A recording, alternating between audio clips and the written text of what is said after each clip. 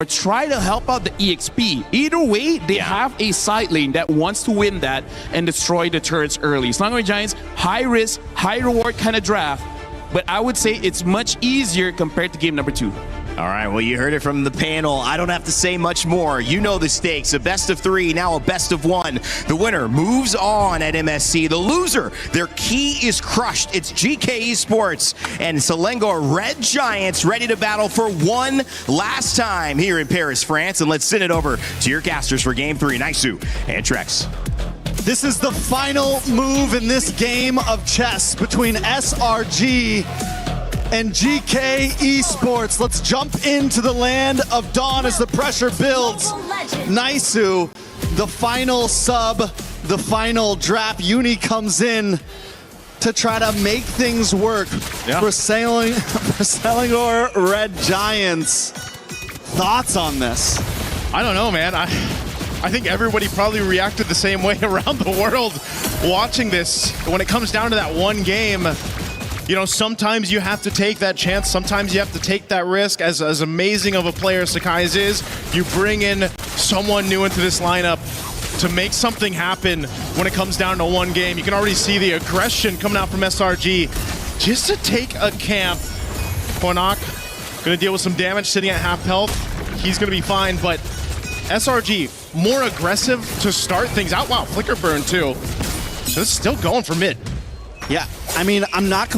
Ooh, Uni actually able to still get that. The retry was a little early from Zeno, and he's able to get his own camp, but I'm not against completely the aggression that SRG is bringing. Sometimes in a game 3 like this, both teams take it slow, but SRG says, no, we're gonna hit the gas, we're gonna try to catch them off guard, and that is how they are playing this right now.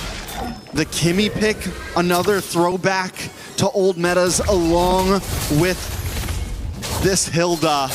And the pressure's on. I've been wondering when we're going to see the Hilda. I'm wondering if they're going to use it in your typical way of let's harass Zeno, let's harass this Ling, let's try to get in GK's face as much as possible. I think especially if you're SRG here and you're trying to take something from the last game, it's, you know, how do you contain or at least get rid of Zeno? Because, you know, last game he was able to go ahead and scale up so well on the Ling. And, you know, the panel mentioned this, too. It was so interesting to know some of the facts between those top 2. I feel like they're the top 2 pick jungler heroes right now. That Hirata being at 70+%. You know, the Ling sub 50, I believe it is. But hold on, mid lane, there's some action. Yaga taken out of this. And they'll able to go ahead and pick up a kill. It's a bit of a trade, but the objective for GK is the focus now for the first turtle. It's going to go over to them. And so Innocent actually gets the solo kill onto Yaga. Down in bot lane. Stormy goes down in the mid side, so a trade for trade. Let's take a look at that replay down on the boss side. Yaga gets ganked by Yooms and Innocent. So even with losing, ooh, very close call, but even with losing that, still it's 1-1. Turtle goes over to GK. Small gold lead. Yeah, small gold lead to work with. Either team, you know, they can't let this gold lead get out of hand once we get to that mid game. And you know, if you're looking for picks across the map, that might be some of the best cases that you can go for if you can't fight for the objectives yet. An early kill, too, going over to Innocent does help, of course, with that Brody. You know, you get the Blade of Hepsies locked in early. You can start to go ahead and build on that. It is going to be a bit of a difficult lane for him just because, again, you got a Freya to work against. For Yaga, you know, he's running that Warcry emblem, so that's why you want that space to work with. That's why the hero that Brody helps really deal with that. All right, so things have kind of slowed down after the initial few minutes of aggression, or maybe not just yet. A little bit of action in the mid. Everyone should back off. Nothing too crazy to happen, but no. Oh, they're going to go for it anyway. Whoa, the beacon was gone, and Quanok next. Shen, the next to follow. Zeno's here, though. Tempest Blaze dropping down. Going to be looking for Cram or anyone he can find, and Zeno goes on through with the Tempest of Blades to pick up a kill for himself. Zeno continues to be the bane of SRG right now.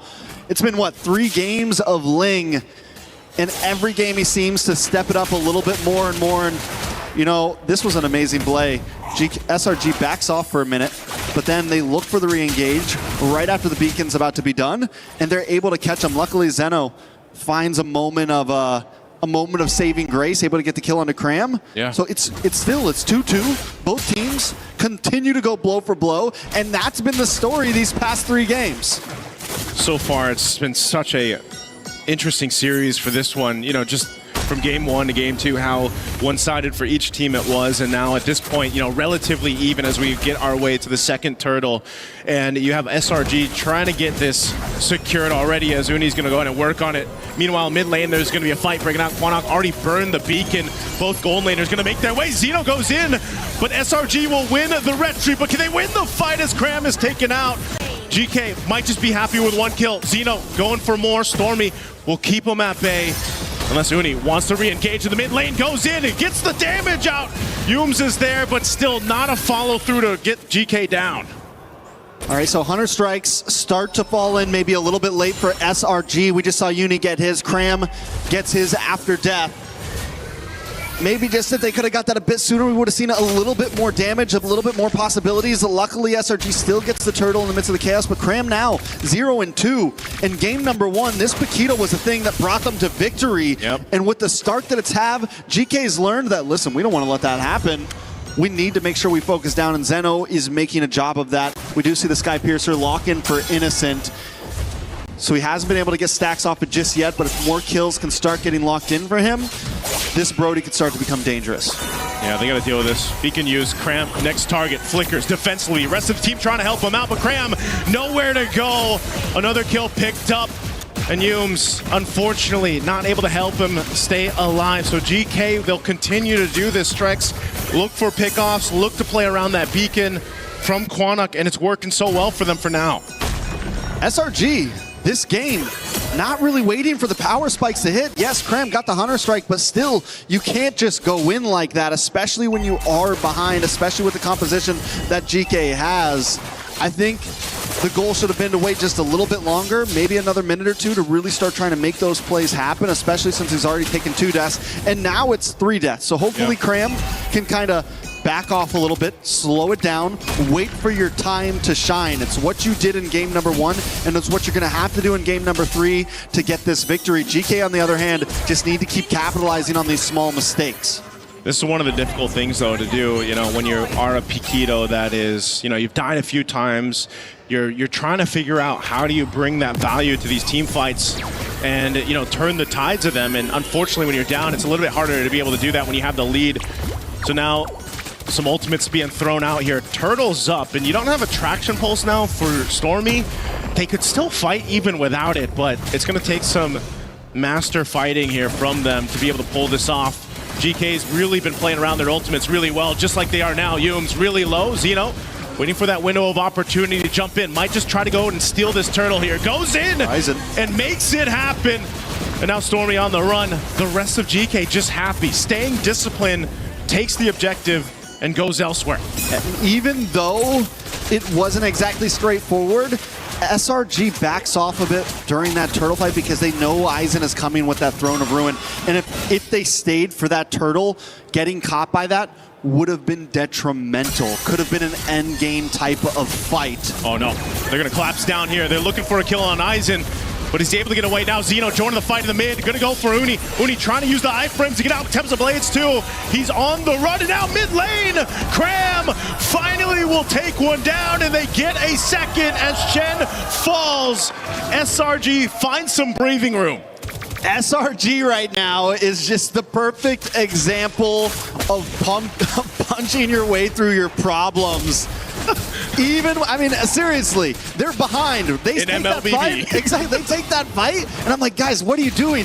But somehow they just keep on hitting and hitting and hitting, and eventually they do come out on top. This fight didn't look good for them at first, but Innocent is now involved. They're a full 5-man, and that's what they needed to win. Back on the main screen, another fight, and they're coming out on top. They get the kill onto Yaga, and GK is finally getting pushed back. Oh man, SRG off of one team fight somehow find a swing in their favor. They're now approaching these tier 2 turrets of GK. It all happened so fast too for GK to deal with, and now they're trying to scramble here. Shen, half health, he has to watch the tier 2 fall, and you got 19 seconds for that lord to come up. All right.